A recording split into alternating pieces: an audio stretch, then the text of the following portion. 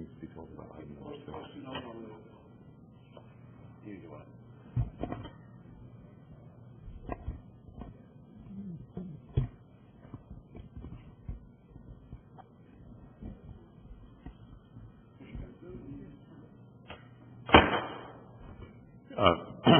Good evening.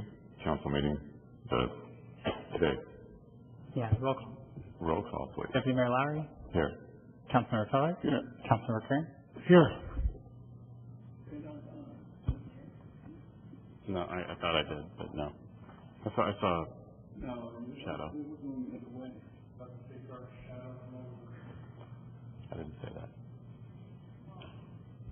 Are we ready? Are we ready for me? Your pleasure. Do you want to do the other two? Okay, well, why don't I just announce it out? So, council will meet in closed session to discuss status of negotiations involving the Oceanside Firefighters Association, Oceanside Fire Management Association, and the management employees of the City of Oceanside. Adjourn to regular.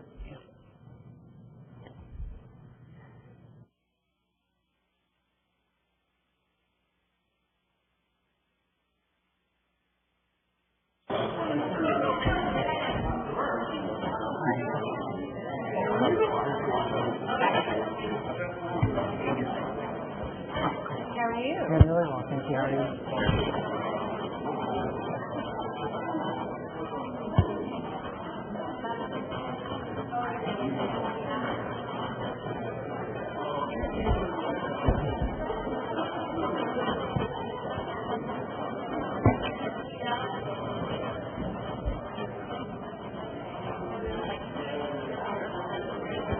All right.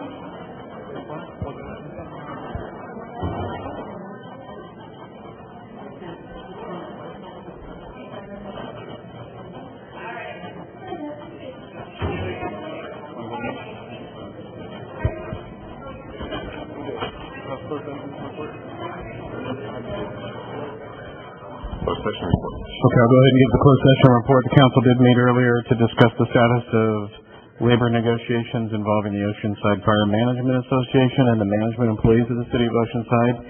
And we'll be discussing the Oceanside Fire Association after this meeting. There's no action under the Brown Act to report at this time. Great. Next we have the consent calendar. Yes. Consent calendar, we have item number 6 has been pulled for discussion by the public. Move approval. Second. Please vote.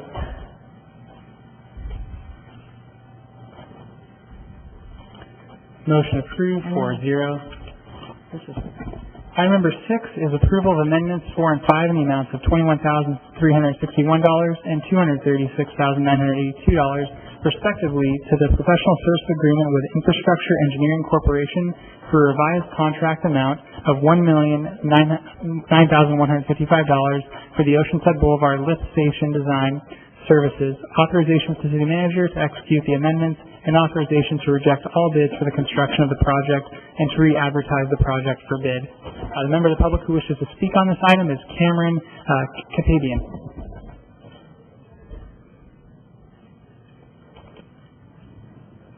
Welcome.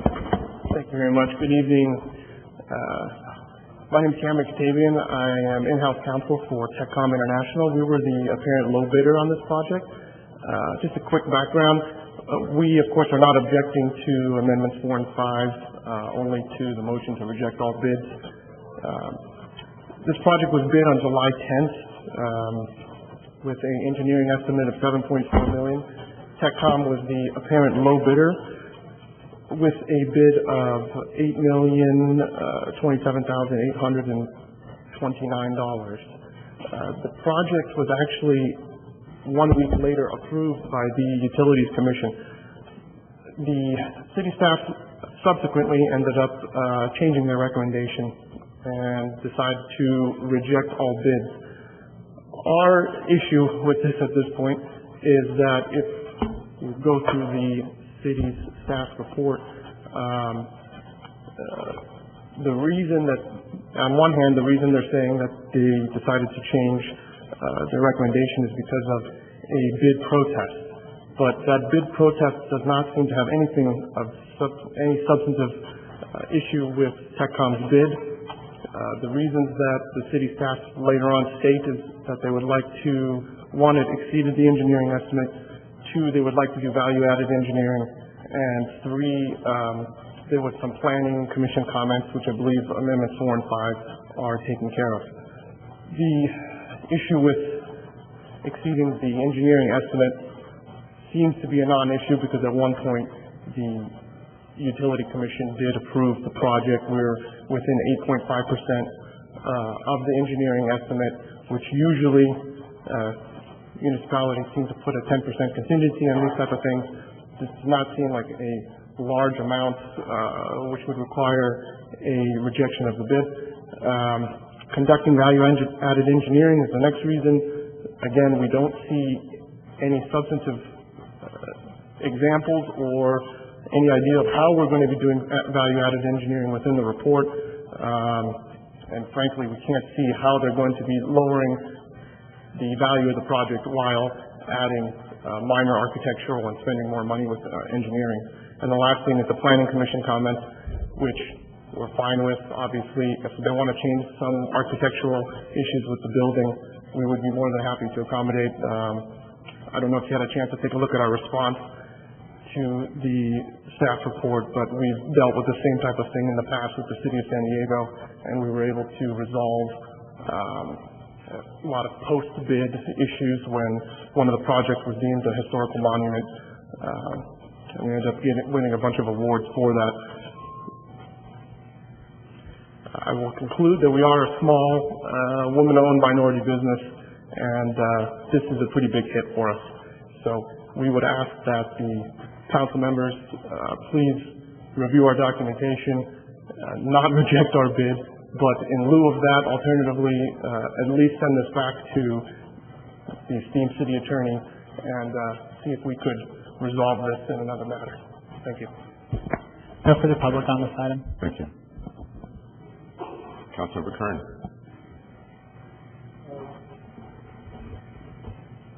Before I go, is there any comment you want to make, Mr. City Attorney, on this? I'll just point out that under the Public Contract Code 20166, the City Council has the absolute discretion to reject all bids. My understanding it's the staff recommendation to reject all bids, not for the reasons stated in the bid protest, but primarily because of the amount that's significantly over the engineer's estimate and the ability to do value-added engineering. Okay. With that, I'm going to move staff's recommendation to reject all bids. I understand what Utility Commission. I want you to understand the Utility Commission is not a decision-making body. They're an advisory body to this body, and we are the decision-making body. And so I'm going to move that we adhere to staff's recommendations. I'll second.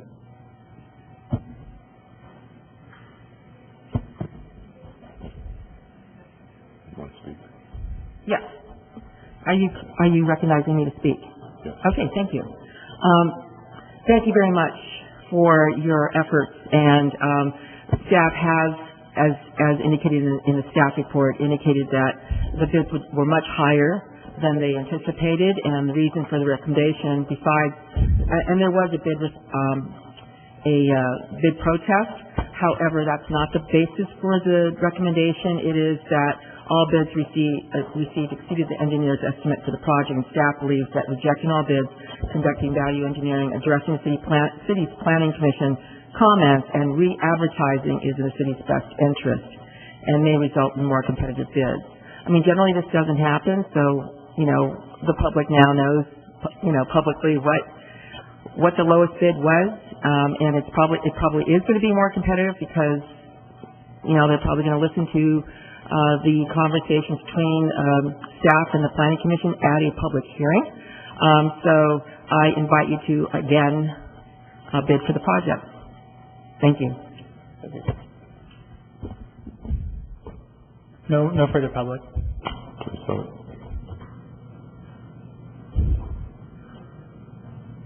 Motion approved 4-0. And before we proceed to the next item, I just want to remind the public that item number 14 has been delayed to another council meeting. It's not going to be heard this evening, so if you're here for item number 14, that is going to take place at a later date. Thank you very much.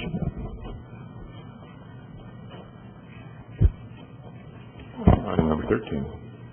Yes, item number 13 is approval of a change order 2 in the amount of $2,150,483 to CDM Constructors for a revised contract amount of $15,087,714 for mitigation of unforeseen subsurface geotechnical conditions for the San Luis Rey Water Reclamation Facility Recycled Water Treatment Plant Design Build Project. Authorization for the city engineers to execute a change order and approval to appropriate $750,000 from the Water Expansion Fund. Welcome. Good afternoon, Honorable Deputy Mayor and Council members. Carrie Dale, Water Utilities Director, here before you to speak on item 13, which is change order 2 with CDM Constructors. This slide outlines staff recommendation in a nutshell. The recommendation is to approve change order 2 in the amount of $2.15 million. Authorize the city engineer to execute the change order and appropriate $750,000 from the Water Expansion Fund. A little over a year ago, Council authorized or awarded the contract to CDM Constructors to construct the recycled water treatment facility, which included a 2 million gallon recycled water reservoir as well as a pump station. Staff administratively approved change order 1 in the amount of $240,000 and some change for some filter changes in the size of the filters and improvements to some of the monitoring systems. At the time that the design started, the contractor was not aware of the subsurface geotechnical conditions, and I'll show you why that occurred. This is a design-build contract, meaning that the designs are not done prior to the bid coming in from the contractor. Unlike a typical design build contract, which is what you typically see here at City Council. This is a picture of the reservoir that you would see as you enter the plant. It's a 1 million gallon reservoir. It's in ground. And the next picture shows the same site and the location of where the 2 million gallon replacement reservoir is sited. So it's sited at the same location of the reservoir that was being replaced.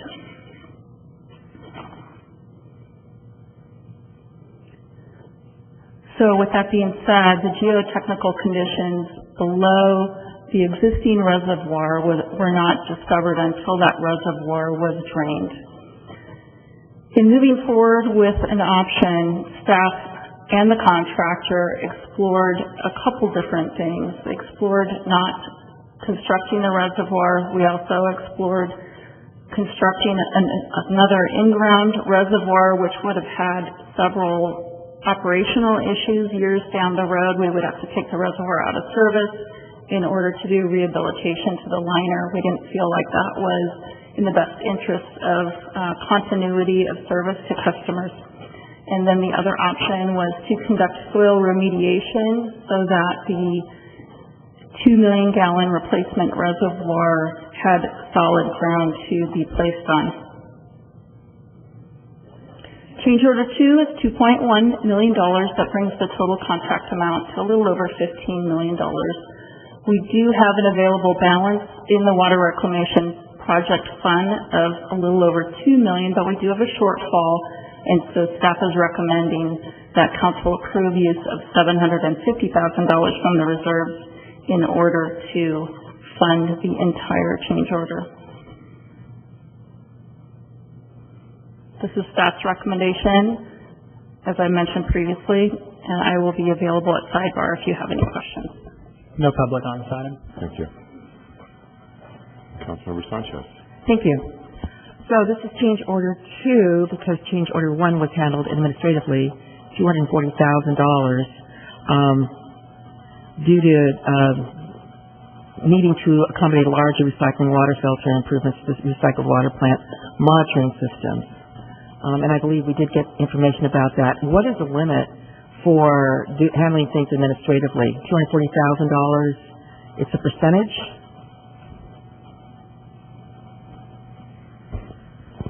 Carrie's looking at me. I think it's 10%, but I don't know off the top of my head. I believe it's 10%. Honorable Mayor, council members, yes, that's my recollection as well. Okay. I believe I got some information about that, but I don't remember how it was handled in terms of giving it out to the public. How was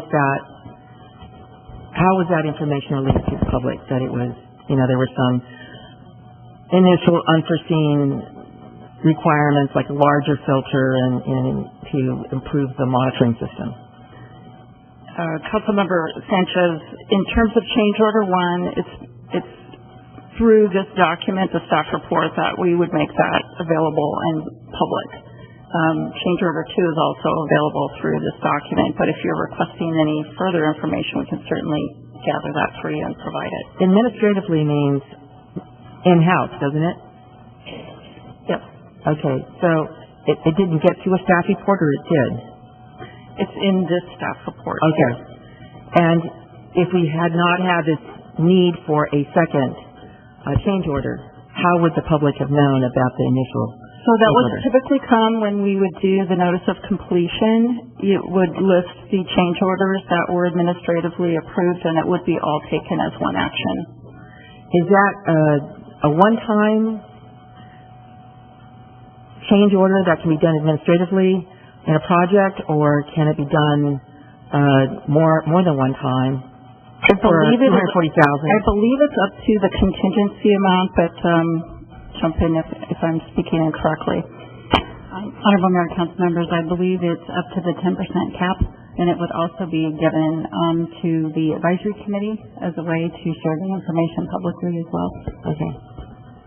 Well, obviously, this is necessary. It sounds like a large, it's $2.1 million, but certainly it is necessary. So I'm going to go ahead and move approval. And I think it's important to let the public know about these change orders, and because it is coming out of the water fund, water bills. Thank you.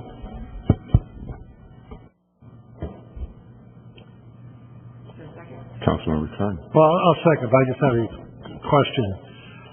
Do we know the extent of the geotechnical issue, or are we still kind of looking for this? And is this kind of a leak? Is it something, is ground underneath just too soft now?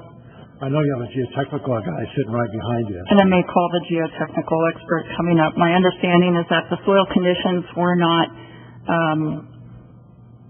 of a condition that would allow the weight of the structure to not sink or settle. Yeah. And that's the extent of what I can explain to you. Jim, you want to? Perhaps Jim can add to that. Bill, you out there?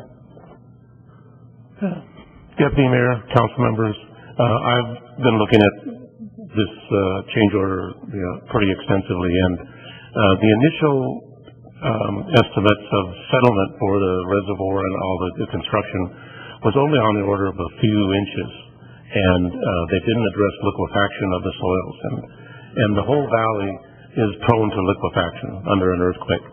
And when they drained the reservoir and did additional borings and testing, the estimates came up to 15 to 20 inches of settlement, and also the liquefaction would cause an additional settlement and tilting of the reservoir of 10 or 12 inches. So that's when they started their negotiations about the mitigation. And most of the different mitigation measures that they looked at, they all were costing about the same money. The mitigation is necessary, or else our reservoir will sink out of sight. And so they started some of the mitigation measures about 2 weeks ago, and it consists of drilled cement treated soil that turns into cement columns that support the reservoir. And so it will be mitigated, and we're making sure that it doesn't have any problems. Okay, so we know so we have a pretty good idea of the full extent of what we need to do. We're not going to find more stuff as we go along, or we found all the worst stuff that we could find there, and we're pretty extensive. We're fairly sure that extends over the whole site. Okay, all right, I just wanted to know what that issue was. All right, thank you. Councilman Feller. Thank you. If we came to you ahead of time and asked these questions so that staff could present them to us, would that, is that something we can do? If we have these questions, they could, then staff could then have that as part of their presentation if we. Councilmember Kern, I'm Feller. I'm sorry. I'm thinking Jerry. We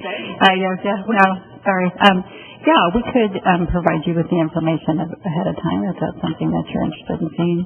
That's all I wanted to know. Thanks. So I have a question for Utilities Director Dale. Could you just very briefly tell us what this project is?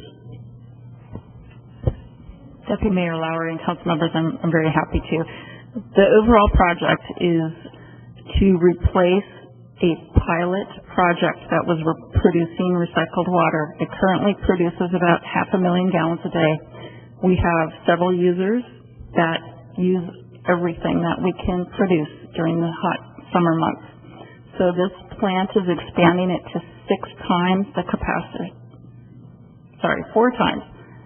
6 times. 3 million gallons produced, 2 million gallons stored, and a pump station. So it will provide recycled water to other parts of Oceanside, including the downtown area, along the 76 corridor, down through El Camino Real. So there's some larger users that are waiting for us to have this supply available to them.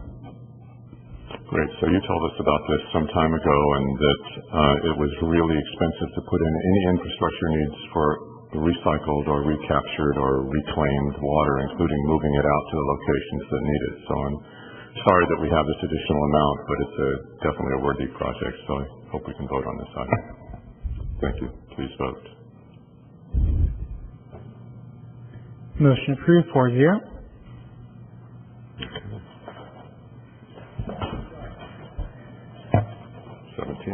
Item 17. Yes, items off the agenda. A few people have removed their names from that. So yeah, we can begin. 17. I'll call you 2 at a time. The ordinance. I think he called 17, I'm which so is sorry. the adoption of an ordinance of the City Council of the City of Oceanside repealing Articles 5, 7, 8, 10, 11, 12, 14, 14.5, 17, 32, 34, 40, and 41 of the 1986 zoning ordinance, and amending Articles 10, 11, 13, 30, and 41 and adding Articles 10C, 11C, and 13C to the comprehensive zoning ordinance. We have 2 members of the public wishing to speak on this item, Arlene Hammerschmidt and Michael Odegaard.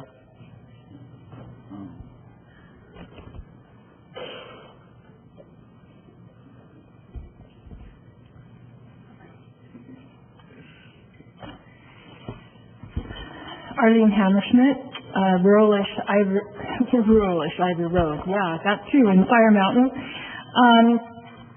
I had a couple of questions. I have been diligently studying these ordinance integrations, and I find that it's really, it's about it almost gives me motion sickness to scan through this stuff on my computer and find the original, and then scan through the stuff and find the rewritten, the new proposed version. So, if I'm retired and I've got enough time on my hands to do all this studying, that's not transparent. There's got to be a way for this much information to be more transparent to everyone who might be interested or affected.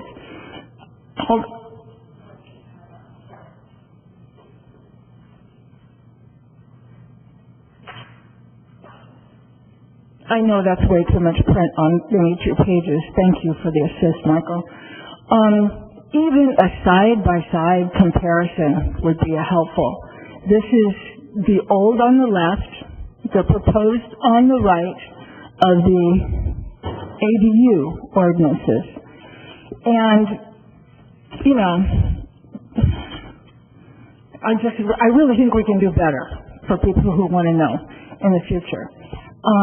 So also, I had some questions that I really hope someone on the council might answer. And thank you, Deputy Mayor, for calling me. I rushed up here and took up all my time.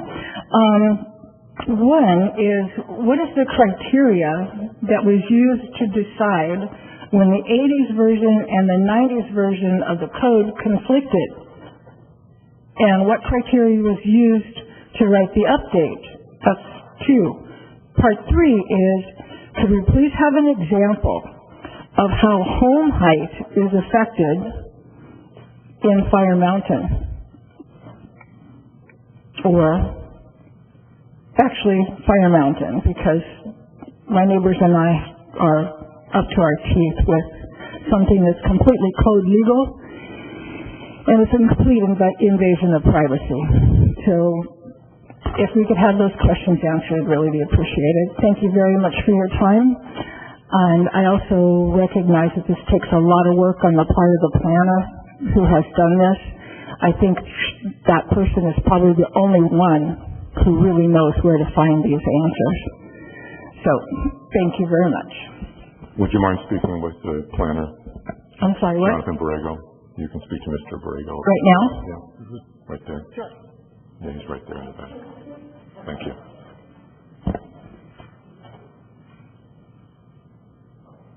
Right there. The guy that's standing up. Can we have him speak on that? No. It's not on the agenda. That'd be nice for us to know the answers, I think. Michael Odegaard, 959 Vine Street. The general word is that this is a consolidation of our development code or whatever else. This is not just a consolidation. This actually changes terms for parking in ADUs. And if you look at Section 4, parking, it says, the old text says, one additional off-street parking space shall be required for each bedroom within an ADU. And this is in very good thinking. This is what I've been asking the city to consider, considering the high cost of housing nowadays. However, that is stricken out, and it says one parking space per unit, per ADU. And then there's another section, E, that says that there are some certain conditions that will exempt any parking, and included in that is if you live within a half mile of a bus stop. No, maybe a train station, but not a bus stop. We don't define transit-oriented districts by bus stops. They're sneaking this in. This is going to cause more parking congestion, and this should be soundly stopped and done more methodically so that the public has a better opportunity to participate. Thank you. No further public on this time. Councilman McCarty. I'm going to move approval actually to answer the question. We are consolidating a lot of ordinances because there was confusion about the 86 and 92 ordinances, and we're consolidating them. So that's the reason we're going through this process now, to eliminate the confusion. So I'm going to move approval.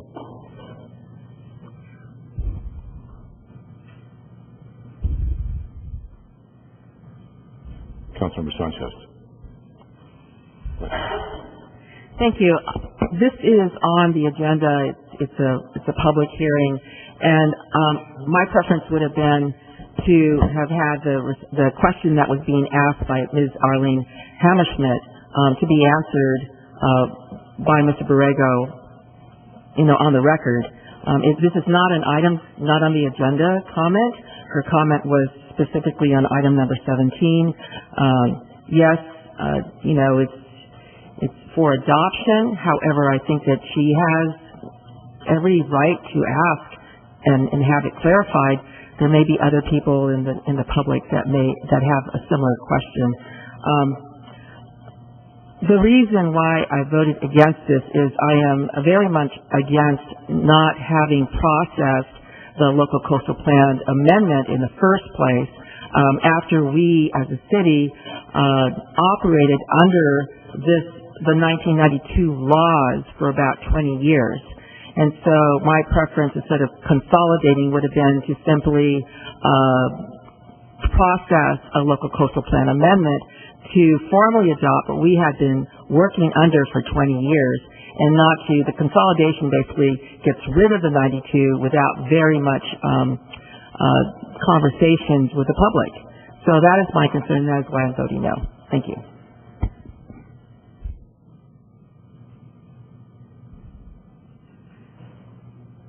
There was a motion and a second. Yes. Please vote. Motion approved, 3-1. Sanchez, no.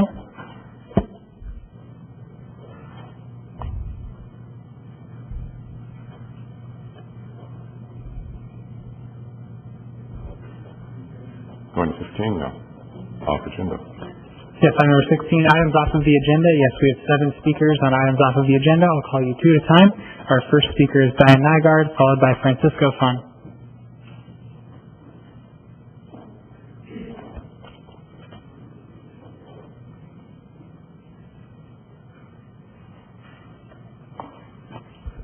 Evening, Council. Diane Nygaard, representing Preserve Calavera. About 7 years ago, Rick Caruso decided he wanted to build another shopping center in Southern California. He had 2 key criteria: the right piece of land and a complacent city council. He found both in Carlsbad. He then proceeded to spend $11 million to buy his project approvals and bypass the standard project review process used for every other project in that city. And I'm going to tell you, this integral project at North River Farms is starting to look like exactly the same thing here. A big bucks out-of-town developer thinks he can throw our city a few bones and get you to do whatever he wants. We urge you to put the people of Oceanside first. The North River Farms project will be a disaster for our community. The DEIR documents what we were only guessing about before: traffic congestion in that whole part of the city, making it harder for agriculture to remain viable, growth-inducing, expensive public infrastructure improvements that we'll all end up paying for, increased greenhouse gases when we're required to be reducing them, and increased emergency response times.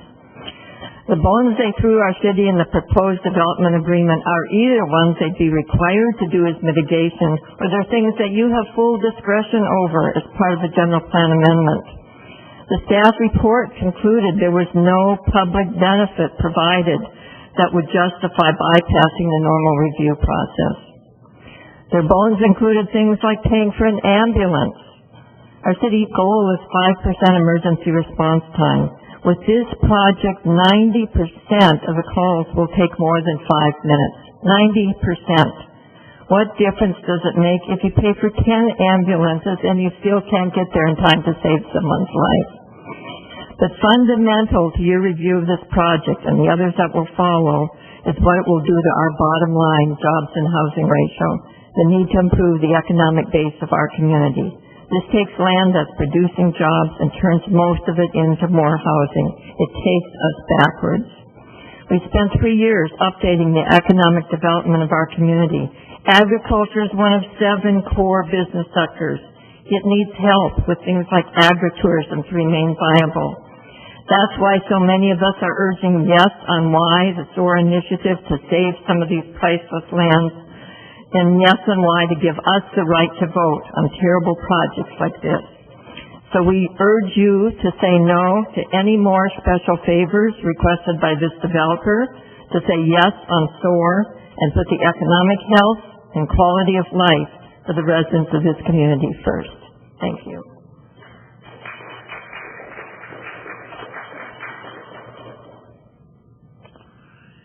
I'm Francisco Fan, and I live in the airport area, in that community behind the old drive-in theater, and I've been there for 10 years. We have a lot of dogs there. So I found out there's no item in the budget for dog parks. So I want to know what's the position of the council members on Oceanside being a pet-friendly community. There's no dog parks here. Carlsbad, with 1/3 of the population of Oceanside, has 2. Encinitas, with 1/3 of population, has 5. So Carlsbad has 2/3 of population of Oceanside. And so that's what I wanted to know. And what are the plans for the future on this? Thank you. Our next two speakers are Larry Cornett and Oscar Ortega.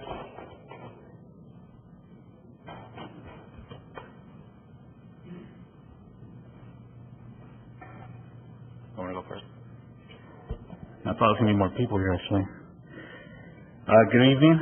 My name is Oscar Ortega, and I am a candidate for District 1, Oceanside Unified School District. I live in Crown Heights. My message is to fight violence through the power of education.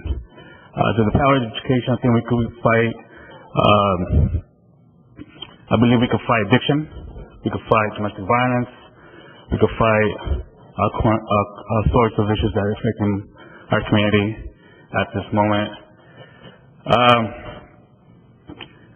I was raised in Oceanside. I'm 32 years old.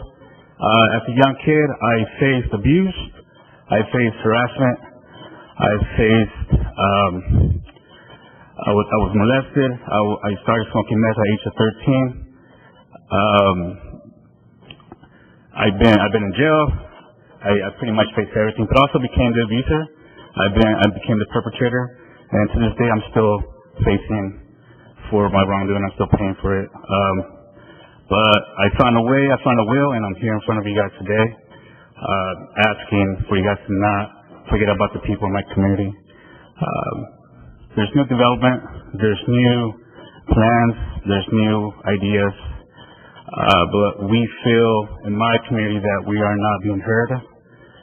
So, I believe that there's no hotel fancy enough, there's no house big enough that can replace the heart of Oceanside. We are diversity, and our diversity is the blood that runs through the veins of this town. So just moving forward, I would like to ask everybody in this room to come together as a team, as one in Oceanside, to move forward and look at the future of our kids, because the gentrification is not going to fix our issues. New people coming out from outside is not going to fix our issues. Our school is where our answer is. Instead of building condos, we should be building 100 classrooms, hiring 100 teachers, so we could build a future for our students. Thank you.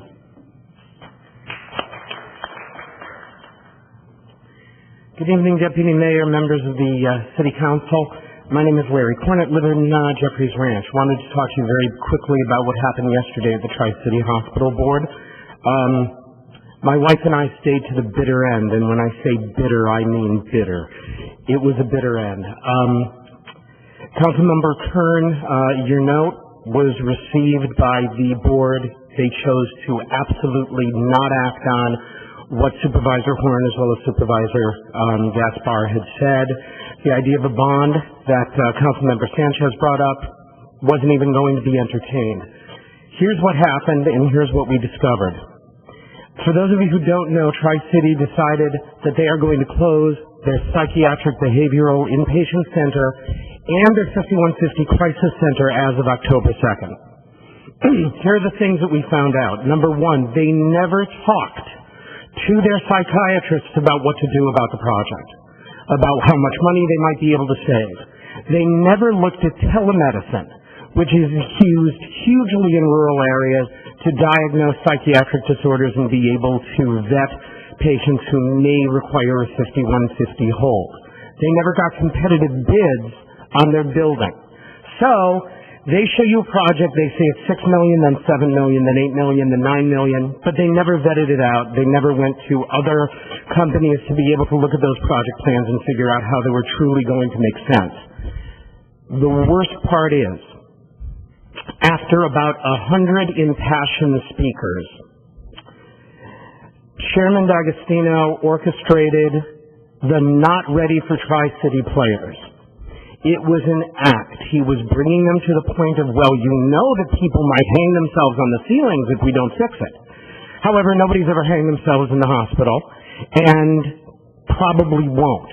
It was one of the saddest displays I could possibly have seen. The two things that people need to know: tomorrow evening at 6 o'clock there will be a rally sponsored by the California Nurses Association as well as the National Union of Healthcare Workers to basically protest the closing. But more importantly, those unions are going to be fighting doggedly to remove the current sitting members of that board and replace them with people who understand that mental illness is real, it's important, and needs to be treated.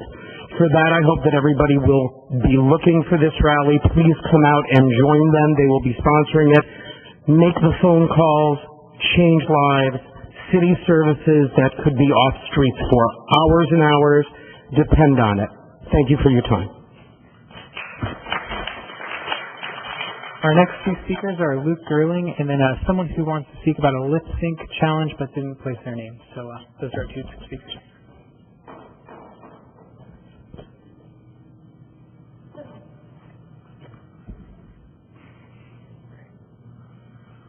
Was that a lip sync challenge? Lip sync challenge, okay. yeah. Deputy Mayor, Council, my name is Luke Gerling. I'm the owner of Cyclops Farms up on 1448 Avocado Road. I'm here because I'm here for the North River Farms big old drama debate that's supposed to be going on, but I guess it got canceled. I'm here anyways because I'm supposed to be at the Carlsbad Market, and I canceled my market space to be here, and I told my workers that I had other important things. So I'm kind of bummed, actually, that this isn't going on, but I'm actually losing money to be here. Thanks, North River Farms. I really appreciate you guys giving us a chance to come up and really talk about how we feel about certain subjects in the city. I noticed that you guys probably there's a lot of things to listen to up here, and I don't know how you guys stand up here all day. But I guess what I'm getting at is that North River Farms, I don't feel, and I'll cut to the chase, I don't feel like they deserve to get a shortcut in terms of your guys' rules and regulations that have been in place. I think that's, all feelings and everything aside, I think that's just really where I'm at.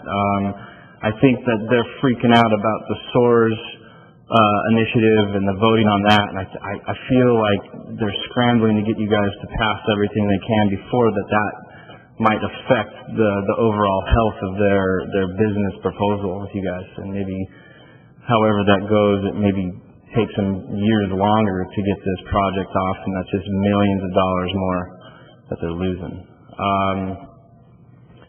As someone, I've grown up here in Oceanside, and someone that has a business that I feel has helped the inner community more than the outer community, whether it's the agro-tourism or the restaurant scene or just feeding local people carrots and strawberries and creating some kind of community warmth. I just don't see that in this project of North River Farms. And I'm not saying that my model is the only model that can be had. I just don't feel, from what I've read and what I've looked up on, that this is a really awesome, beneficial project for the city of Oceanside, other than maybe bringing some revenue for us. An example, I've been volunteering at the Oceanside American Little League, and I think they're having troubles in the next couple of years financially. I think we need to really focus a little more on our inner community instead of giving these big-time developers a lot of their sun to shine. And my time's coming down, so I'm sorry, guys. I'll be back for the next meeting, and I really appreciate your time. Thanks.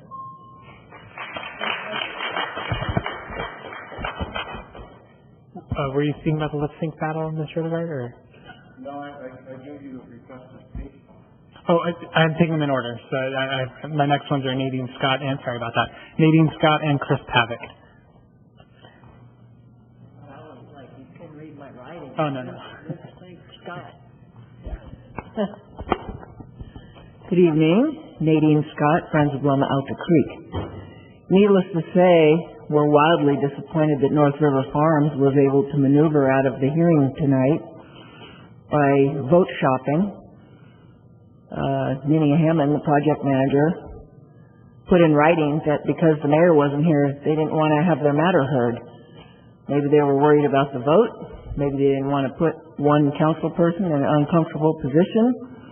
But I've never heard of it. I've been here 20 years, more or less, and I've never heard of somebody being able to vote shop. You know, they're continuing it to an unknown time. I don't know exactly what that means. I wrote to the city manager, I wrote to Jonathan and Jeff Hunt. Nobody has a definition for that. That's double speak. But to get to the meat of the matter, I agree with Diane Nygaard. This project's a disaster. It's the very definition of sprawl. It's going to force the rest of the city to pay for city services that will not be covered by a one-time build our houses project. It has nothing to do with agriculture. I worked in agriculture for 20 years. Having a few fruit trees and a few upraised beds, that's not agriculture. This is the nose, camel's nose under the tent. Once you allow the conversion of this prime farmland, it'll be like dominoes. You know, our city seal has agriculture right on it, but it appears that some on the council really could care less about that. You're beholden to developers. One of our councilmen, Mr. Kern, he's taken substantial funds from Integral and the partners. How can he, in the common law sense of the word, be unbiased? How can he even sit and hear such an item? So we're stuck with a crummy project that wants to leapfrog ahead. Then they decide, oh, the mayor's not here, we're going to cancel, but we're not really canceling, we're not withdrawing. Which is it? I want on the record exactly what they asked for and exactly what this means. So back to the original, greenhouse gases, sprawl, traffic. We all know developers pay a tiny portion of infrastructure improvements, generally to benefit their own project and to benefit immediately in front of and near their project. This does not solve fire evacuation safety issues. A fire truck or an ambulance does not solve fire safety issues. And then their latest little quick, tricky maneuver, we may or may not build affordable housing. We may or may not build it on site. We may or may not build it somewhere else. Or we may just pay the in lieu fee. What kind of council are you that allows a developer to so thoroughly manipulate the process? I find it offensive. I find it a betrayal of the public trust. We have qualified Measure Y. They need to stand in line like everyone else and wait until November's over. Thank you very much.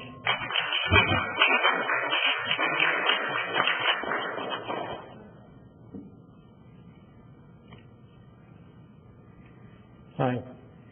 I'm Chris Pollack, 1540 North Harbor Drive, 103. I've been renting slips at Oceanside Harbor for 16 years, mostly with a liveaboard permit. I pay rent to the city of Oceanside, so I consider you my landlords. I wrote a letter critical of the harbor manager's job performance to the assistant city manager. 4 days later, my concerns were resolved. I'm just kidding. 4 days later, 2 Oceanside police officers came knocking on my home for a friendly chat. The chat was recorded on a police body cam. We are filmed with body cams. The harbor is ringed with security cameras. The police deploy covert cameras. And starting a few months ago, an electronic key system records when we come home, when we do laundry, and even how often we go to the bathroom. A clear policy governing the use of the generated database is unavailable or non-existent. The harbor also keeps a dossier on every slip renter, shares office space with the police, and freely exchange information about citizens. These are the very elements of a police state. I would know. I grew up in one. Liveaboards do not forfeit their rights at the harbor entrance, and they are not second-class citizens as one council member might lead you to believe. My hope is that you will seriously examine the seemingly unchecked relationship between a civilian and law enforcement agency in Oceanside Harbor and address concerns about the harbor manager's job performance in a manner consistent with democratic principles. Thank you. Our next two speakers are Michael Odegaard and Damian Johnson.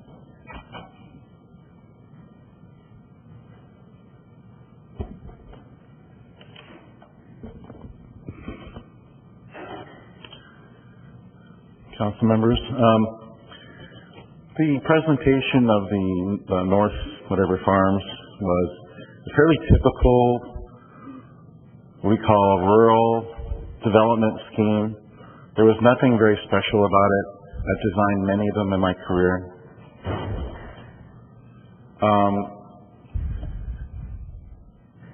I want to tell you a little bit about real agricultural tourism as it's lived in Hawaii.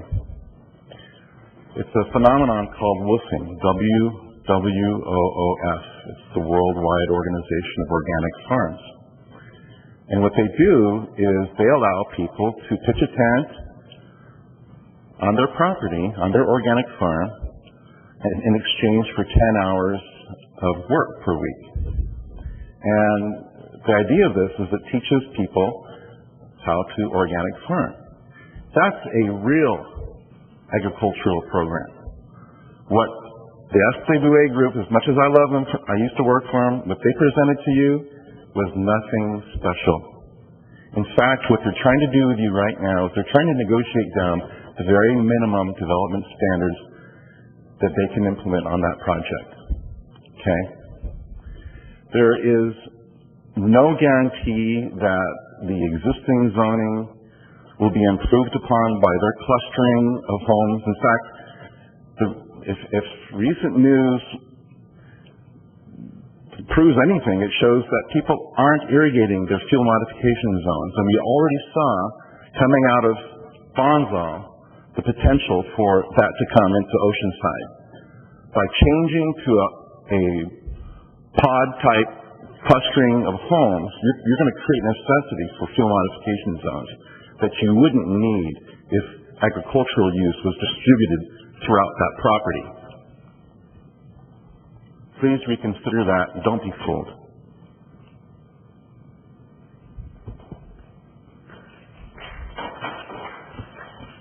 Hello, my name is Damian Johnson. I'm the father of 6 children. I run a skilled nursing facility here in the area.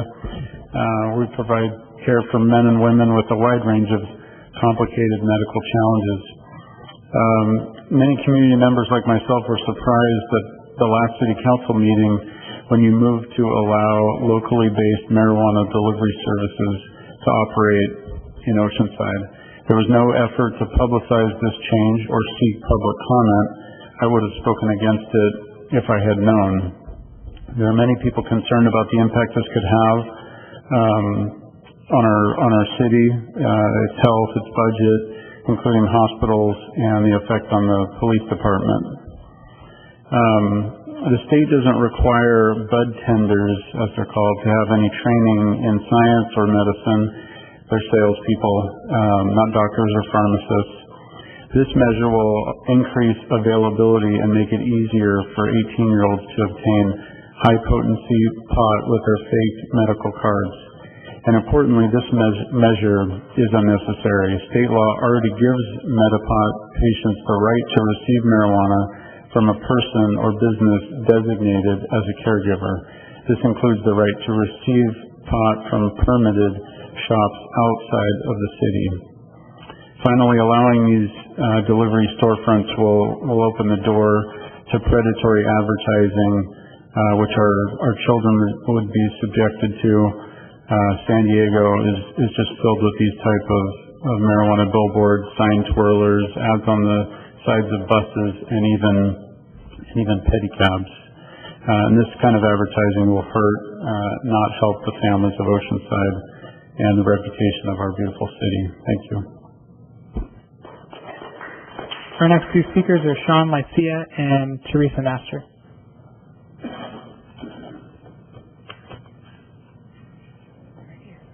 This right here?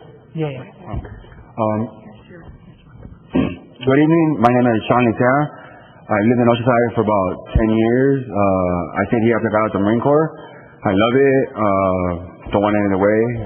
After going blind after 2.5 years ago, my life has changed dramatically. I didn't leave my house. I didn't really do much with my son. I didn't really do anything. I've done a lot of training, a lot of schooling, but I feel like a lot of things can be helped, for the blind community. The blind community is pretty big. It's just not noticed because we're blind. We can't see. But there is a lot of us out there, and audible lights are very helpful. It takes a lot to cross the street with your eyes closed, and I don't know if anybody's done it, but it's not easy. And those help a lot. And I hear a lot of people talking about this beautiful city and stuff, and that's great. The trees and all that stuff also get in the way of the sidewalks, and I think all of those things are awesome things. And I love this city. After I got out of the Marine Corps, it's a great city, and I love it, and I don't want to move. And I didn't know about these things, and this is awesome that I can talk to people. I don't know who I'm talking to, but hopefully it helps and it gets out there, that there are blind communities out there.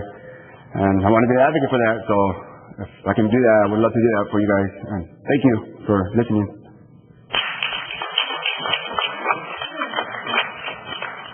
Thank you. Teresa Master. Hello, everybody. Mr. Johnson, the 6 children, it's the parents' responsibility that when they become 18, they know whether they could or should not buy buds. I have a question. We have HERO and PACE home reconstruction loans. Would the streetlights in Rancho Del Oro qualify for one of these loans? Would the city of Oceanside be willing to let me take a loan to have a streetlight back on my driveway where it was, so I can find my way home at night? My contribution after losing the light is changing the lighting that was motion detector to dusk to dawn lighting so I could find my house. So I know that you've closed your door on that. I know the Homeowners Association, which is a deal management, doesn't know how to answer us. So I'm answering you. Can I take a loan and put the street light? Then what maintenance of that light, does that turn to the city? Or do I have to provide a certain amount of money so that it doesn't rust and start to fall again?